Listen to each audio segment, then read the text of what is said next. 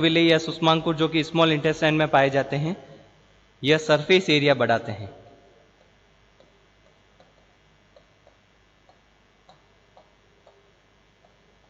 Surface area इसके अंदर बढ़ाने का इसके अंदर कह सकते हैं क्या कारण हो सकता है, क्योंकि जैसे यदि इसके स्मॉल इंटेस्टाइन इस प्रकार से पाई जाती है, दो अलग अलग फॉर्म है, जैसे फर्स्ट और सेकंड, स्मॉल इंटेस्टाइन इस फॉर्म में नहीं पाई जाती। फर्स्ट जो फॉर्म होती है इसके अंदर कह सकते हैं इसमें नहीं पाई जाती है। सेकंड जो फॉर्म होती है फोल्डेड या वलय के रूप में पाई जाती है, जिसे माइक्रोविले कहा जाता है। और माइक्रोविले जो है, जो भी इसके अंदर फूड इसके अंदर पार्टिकल एब्जॉर्ब होने के लिए, अवशोषित होने के लिए इस स्थान पर आता है, तो उसको इसके अंदर कह सकते हैं एब्जॉर्ब होने के लिए ज़्यादा सतह मिलती है, ज़्यादा सरफेस मिलती है। तो ज़्यादा स्पेस या ज़्यादा इसके अंदर सतह मिलेगी, तो ज़्यादा स्थान यदि एब्जॉर्प्शन के लिए मिलता है, तो वह ज़्यादा स्थान इसके अंदर किसके द्वारा प्रोवाइड किया जाता है, माइक्रोविले के द्वारा। और माइक्रोविले स्वयं क्या होते हैं, इंटेस्टाइन की जो मेम्ब्रेन होती है या आंत्र की जो झिल्ली होती है वह फोल्ड या वलय के रूप में पाई जाती है, उसे माइक्रोविले कहा जाता है। तो इसके अंदर एब्जॉर्प्शन या अवशोषण के लिए ज़्यादा सतह मिलती है, इस कारण इसके अंदर कह सकते हैं एब्जॉर्प्शन इसके अंदर स्मॉल इंटेस्टाइन में सबसे ज़्यादा होता है। इसी कारण कहा जाता है कि 90% जो एब्जॉर्प्शन या अवशोषण होता है आहारनाल में, वह इसके अंदर स्मॉल इंटेस्टाइन या छोटी आंत्र के द्वारा किया जाता है।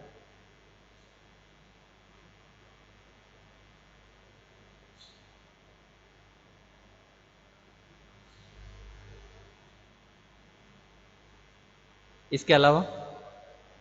स्मॉल इंटेस्टाइन में जो इसके अंदर कह सकते हैं एब्जॉर्प्शन या अवशोषण होता है, वह इसके अंदर कह सकते हैं उसमें दो मैकेनिज्म कार्य करती है, दो क्रियाविधि होती है। तो स्मॉल इंटेस्टाइन में जो इसके अंदर कह सकते हैं अवशोषण होता है,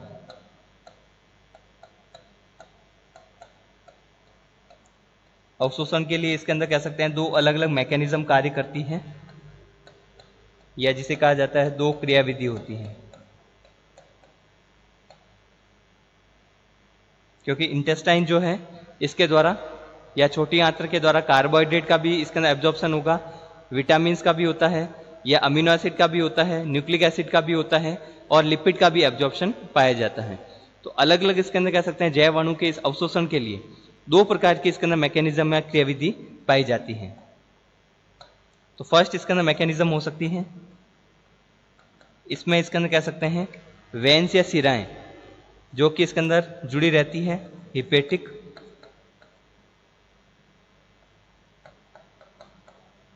पोर्टल सिस्टम से।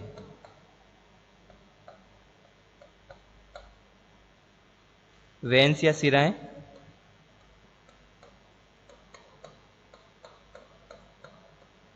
जो जुड़ी रहती है हिपेटिक पोर्टल सिस्टम से, या जिसे इसके अंदर यकृत इसके अंदर निवाहिका तंत्र भी कहा जाता है। हिपेटिक पोर्टल सिस्टम या जिसे यकृत निवाहिका तंत्र कहा जाता है, इससे जुड़ी रहती है। तो यह सिराएं, और सिराओं में इसके अंदर जैसे आपको बताया था अशुद्ध रक्त रहता है, तो इसमें इसके अंदर कह सकते हैं जो भी अवशोषित इसके अंदर पदार्थ है, या जो भी इसके अंदर पदार्थ जिस पदार्थ का भी अवशोषण करना है, उसे पहले इसके अंदर वेन्स या सिराओं में डाला जाता है, और सिराओं से इसके अंदर हिपेटिक पोर्टल सिस्टम से इसके अंदर कह सकते हैं ये कहाँ पर जाता है, लीवर या यकृत के पास। तो फर्स्ट हो गया इसके अंदर कह सकते हैं सिराओं के द्वारा जो ब्लड इसके अंदर कह सकते हैं हिपेटिक पोर्टल सिस्टम से जाएगा लीवर के पास, यकृत के पास जाता है, और यहां से आगे इसके अंदर कह सकते हैं इसको ब्लड में ट्रांसफर किया जाता है। और सेकंड इसके अंदर मैकेनिज्म हो सकती है कि इसके अंदर लिम्फेटिक वेजल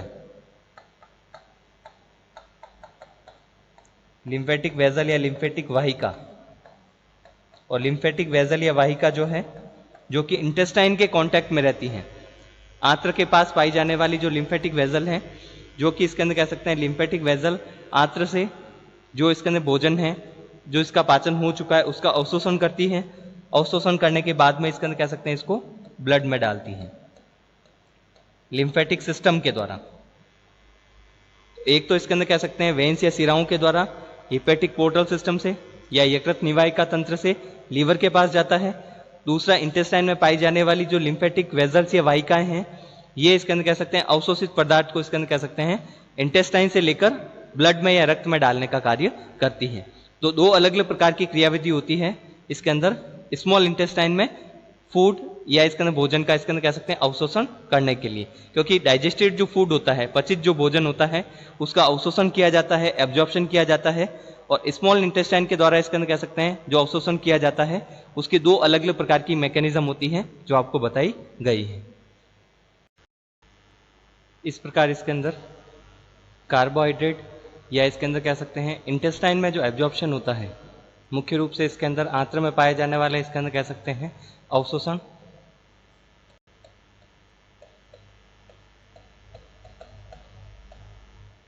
इंटेस्टाइन या आंत्र में इसके अंदर कह सकते हैं मुख्य रूप से जो एब्जॉर्प्शन या अवशोषण होता है सबसे अधिक होता है, क्योंकि 90% जो एब्जॉर्प्शन है कार्बोहाइड्रेट हो या इसके अंदर प्रोटीन से अमीनो एसिड का हो, डिफरेंट टाइप के इसके अंदर जैव अणु का इसके अंदर कह सकते हैं एब्जॉर्प्शन या अवशोषण पाया जाता है। इस प्रकार इसके अंदर कह सकते हैं इंटेस्टाइन मेजर एब्जॉर्प्टिव इसके अंदर ऑर्गन की तरह कार्य करता है।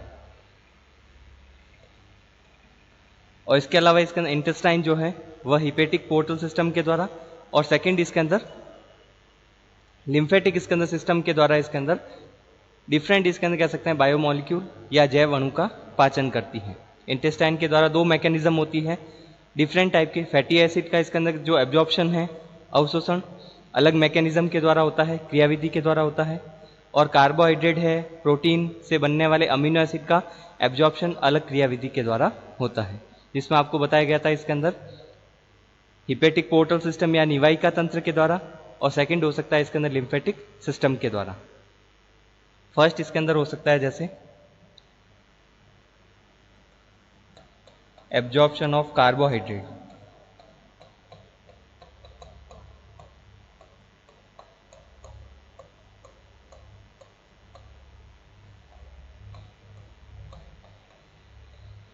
कार्बोहाइड्रेट का इसके अंदर एब्जॉर्प्शन जो होता है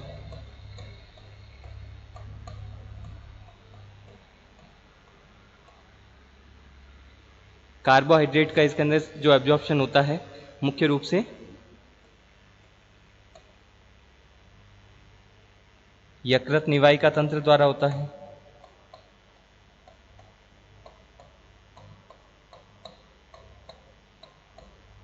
यकृत निवाहिका तंत्र के द्वारा इसके अंदर वेन्स या सिराओं में इसके अंदर मोनोसैकेराइड को एब्जॉर्ब किया जाता है। इसके अलावा हेक्सोज या सभी जो मोनोसैकेराइड होते हैं जिनका एब्जॉर्प्शन होता है उसमें 6 कार्बन पाए जाते हैं और सभी मोनोसैकेराइड होते हैं।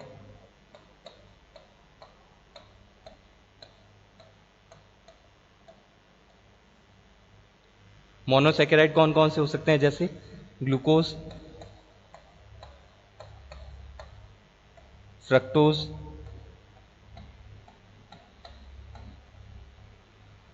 गैलेक्टोज,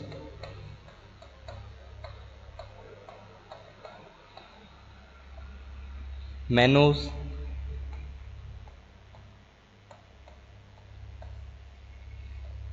अलग अलग इसके अंदर प्रकार के मोनोसैकेराइड इसके अंदर जो कि पॉलीसैकेराइड और डाइसैकेराइड के इसके अंदर डाइजेशन से या पाचन से बनते हैं। तो हेक्सोज या इसके अंदर 6 कार्बन युक्त इसके अंदर जो मोनोसैकेराइड है उसका एब्जॉर्प्शन इसके अंदर इंटेस्टाइन के द्वारा किया जाता है या इसके अंदर कह सकते हैं आंत्र के द्वारा किया जाता है। तो एब्जॉर्प्शन प्रोसेस इसके अंदर कह सकते हैं ध्यान रखना है कि कोई भी बायोमोलिक्यूल हो उसमें कार्बोहाइड्रेट हो, प्रोटीन से बनने वाले अमीनो एसिड हो, लिपिड हो, उससे बनने वाले फैटिक एसिड और ग्लिसरॉल हो, और विटामिन हो, डिफरेंट टाइप के जो बायोमोलिक्यूल होते हैं जैव अणु हैं उनका एब्जॉर्प्शन या अवशोषण इसके अंदर कह सकते हैं किसे कहा जा सकता है। एब्जॉर्प्शन का अर्थ होता है कि इंटेस्टाइन में जो इसके अंदर कह सकते हैं भोजन का पाचन होकर जब इसके अंदर कह सकते हैं जैव अणु इंटेस्टाइन में आता है, डाइजेशन से इसके अंदर डिफरेंट टाइप के इसके अंदर कह सकते हैं एंजाइम के पाचन से विभिन्न प्रकार के जैव अणु इसके अंदर कह सकते हैं, जैसे ग्लूकोज में या प्रोटीन है तो अमीनो एसिड में, लिपिड है तो फैटी एसिड और ग्लिसरॉल में परिवर्तित होते हैं। तो इस प्रकार इंटेस्टाइन से इन जैव अणु को ब्लड में या रक्त में भेजने का जो इसके अंदर प्रोसेस होता है उसी को एब्जॉर्प्शन कहा जाता है। तो एब्जॉर्प्शन या इसके अंदर अवशोषण जो प्रोसेस होता है इसमें इंटेस्टाइन से ब्लड में इसके अंदर कह सकते हैं जैव अणु को इसके अंदर भेजा जाता है, जिसमें इसके अंदर डिफरेंट टाइप की मैकेनिज्म इसके अंदर यूज की जाती हैं। और उसमें जैसे दो इसके अंदर कह सकते हैं अलग अलग इसके अंदर वेज के द्वारा या दो अलग अलग रूट के द्वारा भेजा जाता है। एक तो हिपेटिक पोर्टल सिस्टम के द्वारा, और सेकंड होता है इसके अंदर अन्य, इसके अंदर कह सकते हैं जैव अणु के लिए, जैसे लिपिड के लिए यूज़ किया जाता है लिम्फेटिक सिस्टम। तो इसमें एब्जॉर्प्शन प्रोसेस इसके अंदर और कुछ नहीं है, इसमें इंटेस्टाइन से या आंत्र से इसके अंदर कह सकते हैं उस जैव अणु को ब्लड में भेजा जाता है। और कार्बोहाइड्रेट के लिए इसके अंदर जब एब्जॉर्प्शन किया जाता है, कार्बोहाइड्रेट में जैसे इसके अंदर ग्लूकोज का है या डिफरेंट टाइप के इसके अंदर अलग अलग प्रकार के जो मोनोसेकेराइड का एब्जॉर्प्शन या अवशोषण किया जाता है, तो अवशोषण इसके अंदर के मैकेनिज्म के लिए या अवशोषण की जो क्रियाविधि होती है, इसमें दो अलग अलग प्रकार के ट्रांसपोर्ट उपयोग में लाए जाते हैं। तो कार्बोहाइड्रेट का जब एब्जॉर्प्शन होता है तो दो ट्रांसपोर्ट कौन कौन से हो सकते हैं, एक तो होता है पैसिव डिफ्यूजन,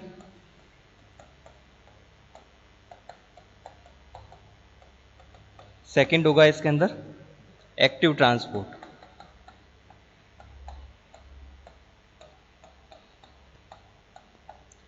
पैसिव डिफ्यूजन या जिसे कहा जाता है स्वतः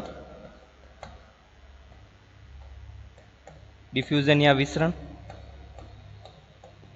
और सेकंड होगा इसके अंदर सक्रिय अभिगमन।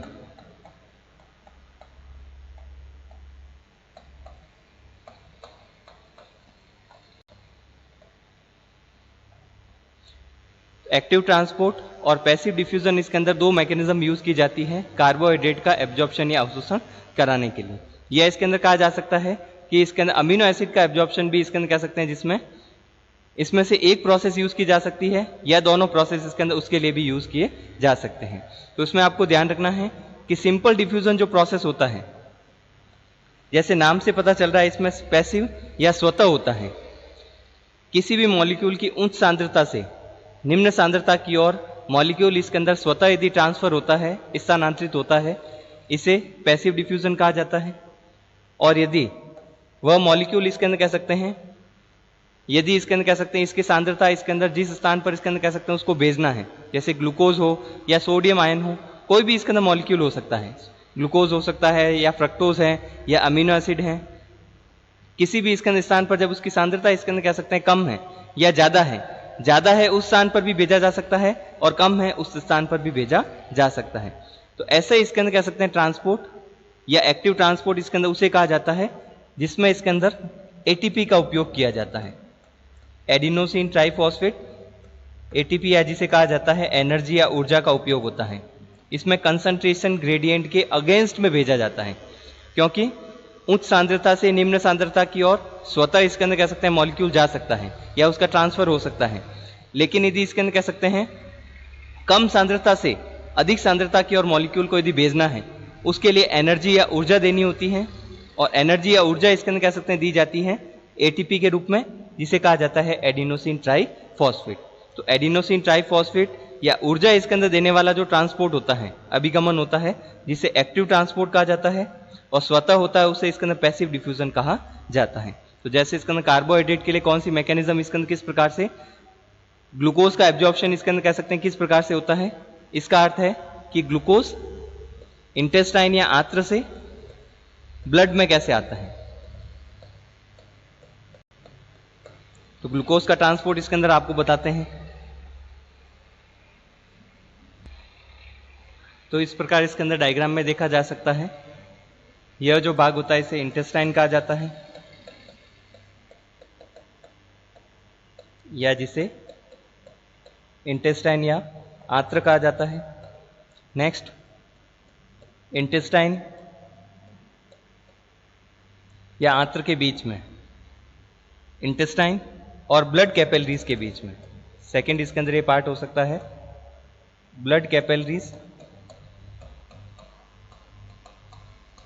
या जिसे कहा जाता है रक्त केशिकाएं।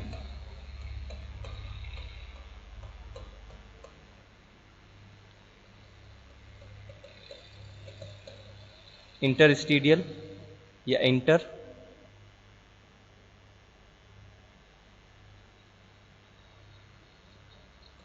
सेल स्पेस,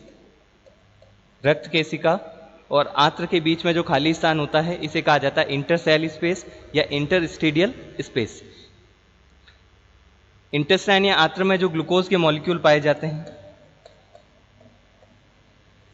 ग्लूकोज के जो अणु पाए जाते हैं, यह ग्लूकोज के अणु इसके अंदर डायरेक्टली इस मेम्ब्रेन को क्रॉस करके इसके अंदर नहीं जा सकते हैं। इंटेस्टाइन की मेम्ब्रेन को क्रॉस करके इसके अंदर इंटर सेल जो स्पेस होता है उसमें इसके अंदर कह सकते हैं ट्रांसफर नहीं हो सकते। इसके लिए इसके अंदर कह सकते हैं कैरियर प्रोटीन की आवश्यकता रहती है, कैरियर प्रोटीन। और ये कैरियर प्रोटीन जो होता है इसके अंदर, इसमें ग्लूकोज के लिए और सेकंड इसके अंदर सोडियम के लिए इसके अंदर कह सकते हैं बाइंडिंग साइट पाई जाती है। सोडियम के जुड़ इसके अंदर कह सकते हैं सोडियम को बाइंड होने के लिए या सोडियम के जुड़ने के लिए इसके अंदर कह सकते हैं इसमें साइट या स्थान पाया जाता है कैरियर प्रोटीन पर। लेकिन इसके अंदर कह सकते हैं सोडियम की कंसंट्रेशन यदि इसके अंदर कह सकते हैं बाहर कम है या ज़्यादा है, सोडियम इसके अंदर कह सकते हैं जब तक कैरियर प्रोटीन से नहीं जुड़ेगा तब तक इसके अंदर ग्लूकोज मॉलिक्यूल इसके अंदर कह सकते हैं कैरियर प्रोटीन से नहीं जुड़ सकता। कैरियर प्रोटीन जो होता है उसमें सोडियम पहले जुड़ता है और फिर इसके अंदर कह सकते हैं उसमें कैरियर प्रोटीन से ग्लूकोज मॉलिक्यूल जुड़ता है और फिर उसका इसके अंदर कह सकते हैं ट्रांसपोर्ट होता है। तो सोडियम की कंसंट्रेशन इजी इसके अंदर कह सकते हैं इंटेस्टाइन में कम है, तो सोडियम की कंसंट्रेशन इसके अंदर इंटरसेल स्पेस से, सोडियम को इसके अंदर कह सकते हैं इंटरसेल स्पेस से इंटेस्टाइन में इसके अंदर सोडियम की कंसंट्रेशन इंक्रीज की जाती है। फर्स्ट इसके अंदर क्या होगा, सोडियम इसके अंदर जो मॉलिक्यूल है उसकी कंसंट्रेशन इंक्रीज की जाती है इंटेस्टाइन में। इंटेस्टाइन में जब सोडियम की कंसंट्रेशन इंक्रीज होती है इसके लिए एक ट्रांसपोर्ट कार्य करता है सोडियम पोटेशियम एटीपेज, जो कि एटीपी का यूज करता है। तो ऊर्जा इसके अंदर कह सकते हैं जैसे आपको बताया गया था कि एक्टिव ट्रांसपोर्ट होता है उस समय एनर्जी या ऊर्जा का इसके अंदर यूज किया जाता है, उपयोग किया जाता है। बिना एनर्जी के इसके अंदर एक्टिव ट्रांसपोर्ट नहीं हो सकता। तो इसमें इसके अंदर सोडियम को इंटरसेल स्पेस से, सोडियम को इसके अंदर इंटरसेल स्पेस से इंटेस्टाइन में इसके अंदर कह सकते हैं मूवमेंट करवाने के लिए सोडियम पोटेशियम एटीपेज की आवश्यकता रहती है।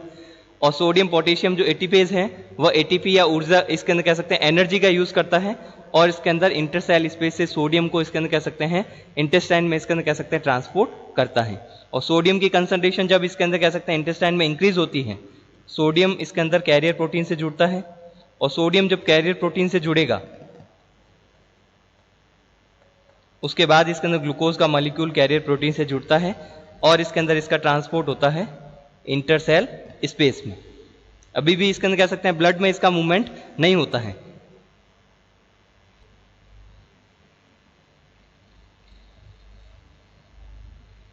अभी भी इसके अंदर कह सकते हैं सोडियम का इसके अंदर मॉलिक्यूल जो है इसके अंदर कह सकते हैं जैसे कैरियर प्रोटीन से जुड़ा है, ग्लूकोज मॉलिक्यूल इंटरसेल स्पेस में आ जाता है। इंटरसेल स्पेस में आने के बाद में जैसे इंटेस्टाइन से इंटरसेल स्पेस में एक्टिव ट्रांसपोर्ट के द्वारा ट्रांसपोर्ट होता है जिसमें एनर्जी या ऊर्जा का इसके अंदर यूज होता है, लेकिन इंटरसेल स्पेस से स्वतः उच्च सांद्रता से निम्न सांद्रता की ओर, या जिसे कहा जाता है higher concentration to lower concentration, उच्च सांद्रता से निम्न सांद्रता की ओर ग्लूकोज मॉलिक्यूल स्वतः इसके अंदर कह सकते हैं ट्रांसफर हो सकते हैं या इसका ट्रांसपोर्ट हो सकता है। तो ग्लूकोज का मॉलिक्यूल जो इसके अंदर कह सकते हैं यूज किया जाता है या जब इसका एब्जॉर्प्शन किया जाएगा तो ग्लूकोज का मॉलिक्यूल कब यूज किया जा सकता है, जब ब्लड में इसके अंदर कह सकते हैं आता है। तो इंटेस्टाइन से ब्लड में इसके अंदर कह सकते हैं कोई भी जैव अणु इसके अंदर ट्रांसफर होता है, इसी को एब्जॉर्प्शन या अवशोषण कहा जाता है। और ग्लूकोज के लिए जैसे आपको बताया कि इसके अंदर ग्लूकोज का मॉलिक्यूल इसके अंदर स्वतः इंटेस्टाइन की मेम्ब्रेन को क्रॉस करके इंटरसेल स्पेस में नहीं आ सकता है। इसके लिए सोडियम इसके अंदर जो मॉलिक्यूल है उसकी आवश्यकता रहती है, लेकिन सोडियम की कंसंट्रेशन यदि इसके अंदर कह सकते हैं इंटेस्टाइन में कम है तो इसके अंदर एटीपी या ऊर्जा का उपयोग करके, और वो भी इसके अंदर कह सकते हैं सोडियम पोटेशियम एटीपेज पंप के द्वारा इसके अंदर किया जाता है और सोडियम को इंटरसेल स्पेस से इंटेस्टाइन में एंटर करवाया जाता है। सोडियम की कंसंट्रेशन जब इसके अंदर इंटेस्टाइन में इंक्रीज होती है तो ग्लूकोज को इसके अंदर कह सकते, पहले सोडियम इसके अंदर कह सकते हैं कैरियर प्रोटीन से जुड़कर उसके बाद में ग्लूकोज जुड़ता है, ग्लूकोज इंटरसेल स्पेस में स्थानांतरित होता है। इंटरसेल स्पेस से ब्लड कैपिलरीज में या रक्त केशिका में ग्लूकोज का ट्रांसफर इसके अंदर स्वतः होता है या पैसिव डिफ्यूजन पाया जाता है। तो इसी प्रकार से इसके अंदर कह सकते हैं जैसे गैलेक्टोज का इसके अंदर एब्जॉर्प्शन हो सकता है जो कि सोडियम पर डिपेंड होता है, लेकिन फ्रक्टोज जो इसके अंदर कह सकते हैं मोनोसैकेराइड है, इसके लिए कैरियर प्रोटीन भी डिफरेंट होता है, डिफरेंट टाइप का इसके अंदर कैरियर प्रोटीन होता है। इसके अलावा सोडियम पर डिपेंड नहीं रहता है।